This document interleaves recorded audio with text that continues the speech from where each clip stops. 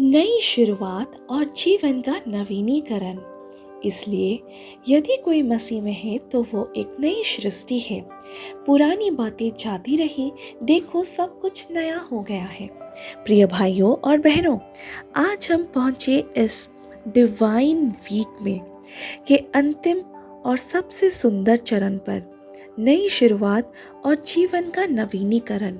कितना अद्भुत सत्य है कि हमारा परमेश्वर केवल अतीत को मिटाने वाला नहीं बल्कि भविष्य को रचने वाला भी है।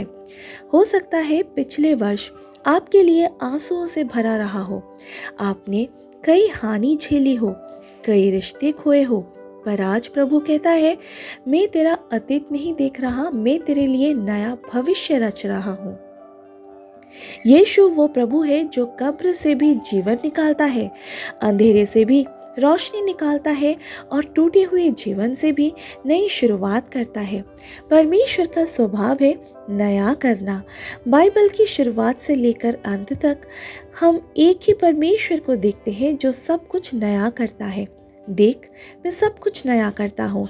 प्रकाशित वाक्य 21:5 में वचन ऐसा कहता है। वो केवल नए अवसर नहीं देता, वो नए हृदय, नया दृष्टिकोण, नया उद्देश्य भी देता है। हर सुबह जब सूरज उगता है तो हम स्मरण कर सकते हैं कि परमेश्वर हर दिन नया आरंभ दे रहा है। यहोवा की करुणा अति महान है, उसकी दया प्रति भोर नहीं होती है। मतलब भले ही कल आप असफल रहे हों, आज फिर एक मौका है ऊपर उठने का, फिर से चलने का और नया बनने का। जब जीवन ठहर जाता है तब परमेश्वर नया मार्ग बनाता है। कभी कभी जीवन में ऐसा लगता है कि जब आगे कुछ भी नहीं बचा, रास्ते बंद है, दरवाजे बंद है, अवसर खत्म है। पर प्रभु कहता है, देखो मैं एक नई बातें करने वाला हूँ, अब वो प्रकट होगी। क्या तुम उसे नहीं जानते? मैं जंगल में मार्ग और मरुभूमि में नदियाँ निकालूंगा। क्या अद्भुत वादा है। जहाँ मनुष्य रास्ता नहीं बना सकता, वहाँ परमेश्वर रास्ता खोल देता है। वो बंजर जीवन में भी बाहर ले आता है और निराश आत्मा में भी नई ताजगी भर सकता है। नई शुरुआत के लिए सबसे पहले परिवर्तन चाहिए अंदर से। कई बार हम चाहते हैं कि परिस्थितियाँ बदले, पर परमेश्वर पहले हमारे भीतर काम करता है, क्योंकि जब मन, हृदय और आत्मा नए हो जाते हैं तब जीवन अपने आप नया हो जाता है। मैं तुम्हें नया हृदय दूंगा और तुम्हारे भीतर नई आत्मा डालूंगा। जब प्रभु आपके भीतर नया हृदय डालता है तो वो पुरानी चींटे, अपराध बोध और भय को मिटा देता है। आप फिर से जीवन को आशा में देख पाते हैं। मसीह में नई सृष्टि का रहस्य। जब हम यीशु को अपना उद्धारकर्ता मानते हैं तो हम केवल माफ नहीं किए जाते, हम नई सृष्टि बन जाते हैं। आपका पुराना अतीत अब आपकी पहचान नहीं है। आपके पाप, आपकी असफलताएं, आपकी गलतियां यीशु के क्रूस पर दफन हो चुके हैं। आपका नया जीवन अब उसके पुनरुत्थान में छिपा है। अब मैं जीवित नहीं रहा, पर मसीह मुझ में जीवित है। इसलिए नई शुरुआत का अर्थ है, अब मैं अपने बल से नहीं, प्रभु की कृपा से जीता हूँ। परमेश्वर की नई शुरुआत अक्सर छोटी बीज से शुरू होती है। जब हम नई शुरुआत की बात करते हैं तो हम तुरंत बड़े बदलाव की उम्मीद करते हैं, पर परमेश्वर धीरे धीरे काम करता है। वो एक बीज बोता है, विश्वास का, आशा का, दृष्टि का। याद कीजिए, यूसुफ को स्वप्न मिला पर गड्ढे और जेल से गुजरना पड़ा। दाऊद को अभिषेक मिला पर वर्षों तक प्रतीक्षा करना पड़ा। नूह ने नाव बनाई जबकि आसमान साफ था, क्योंकि परमेश्वर पहले हमें तैयार करता है, फिर नई शुरुआत देता है। नई शुरुआत के आत्मिक चिन्ह, मन में शांति आना। जब आप किसी बात को लेकर शांत महसूस करने लगते हैं, इसलिए प्रभु नई दिशा दे रहा है। आप इस बात को समझ लीजिए। पुराने संबंधों से दूरी बनाना। कुछ लोग या बातें पीछे रह जाती है ताकि आप आगे बढ़ सके। नया उत्साह या दृष्टि मिलना। अचानक किसी दिशा में प्रेरणा या स्पष्टता मिलना। अचानक बंद दरवाजे खुलना। जो लंबे समय से अटके थे वे अचानक खुलने लगते हैं। अंदर में गवाही निकलना। एक गवाही, शांति जो कहता है यह रास्ता प्रभु का है। नई शुरुआत का दुश्मन भय और अपराध बोध। बहुत बार लोग नई शुरुआत इसलिए नहीं कर पाते क्योंकि उन्हें अपने अतीत का भय लगता है।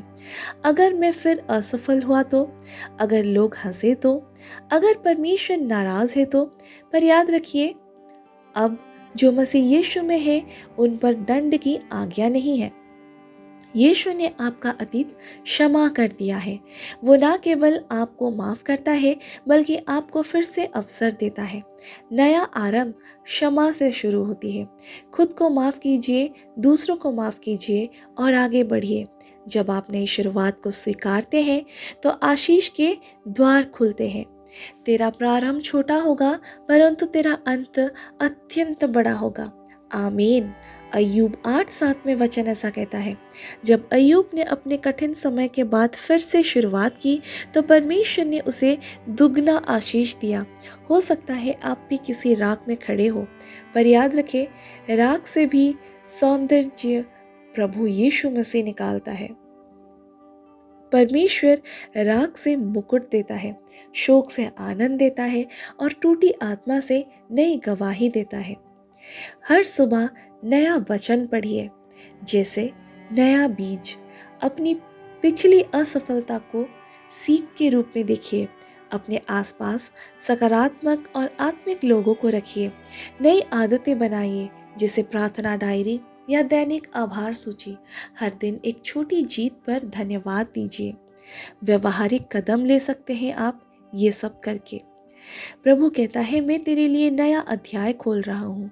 प्रिय भाइयों और बहनों, परमेश्वर आपको अतीत के पन्नों में नहीं रखना चाहता। वो कहता है, मैं तेरे जीवन का नया अध्याय खोल रहा हूँ। हो सकता है पिछला अध्याय आंसुओं से भरा था, पर यह नया अध्याय आनंद से भरा होगा, क्योंकि जहाँ यीशु प्रवेश करता है वहाँ हमेशा नई शुरुआत होती है। आइए हम मिलकर एक घोषणा करते हैं। मैं घोषणा करता हूँ कि मेरा अतीत समाप्त हो चुका है। मसीह में मैं नई सृष्टि हूँ। मेरे जीवन में नया प्रारंभ हो चुका है। पुराने बंधन, भय और निराश अब टूट चुके हैं। प्रभु मेरे लिए नया मार्ग बना रहा है। मैं नए अवसर, नई आशा और नई दिशा में चलूँगा। मेरा प्रारंभ भले ही छोटा था, पर मेरा अंत महान होगा। आमीन। अगर आप इस वचन पर विश्वास करते हैं तो आइए हम एक प्रार्थना करते हैं। हे जीवन देने वाले प्रभु, धन्यवाद कि तू मुझे नया आरंभ दे रहा है। मेरे अतीत की हर चोट, हर असफलता को मैं तेरे चरणों में छोड़ती हूँ। मुझे नया हृदय दे, नई आत्मा दे और नया उद्देश्य दे। मेरे जीवन में जो भी भूखा पड़ा है वहाँ अपनी ताज़ा वर्षा बरसा दे। मेरे अंदर की बुझी हुई आशा को फिर से जगा। मुझे वो दृष्टि दे जिससे मैं तेरा कार्य देख सकूं। प्रभु, मैं घोषणा करती हूँ कि मेरा नया मौसम शुरू हो चुका है। तू मेरे भविष्य को अपनी आशीष से भर दे। यीशु के नाम से ये प्रार्थना मांगती हूँ। आमीन। Praise the Lord. अगर आज का वचन आपसे बात की है और आपको उत्साहित की है तो निश्चित रूप से ये चैनल को सब्सक्राइब करें और ये वचन को दूसरों के साथ शेयर करें। प्रभु बहुत ही जल्द आपके जीवन में कुछ नया करने जा रहा है, ये विश्वास करें और ये घोषणाओं को रोज़ अपने जीवन में करें और देखिए प्रभु कैसे धीरे धीरे आपका जीवन बदलता है। प्रभु आपको बहुत आशीष दे और आपके जीवन से कभी बरकत दूर ना होने पाए। आमीन।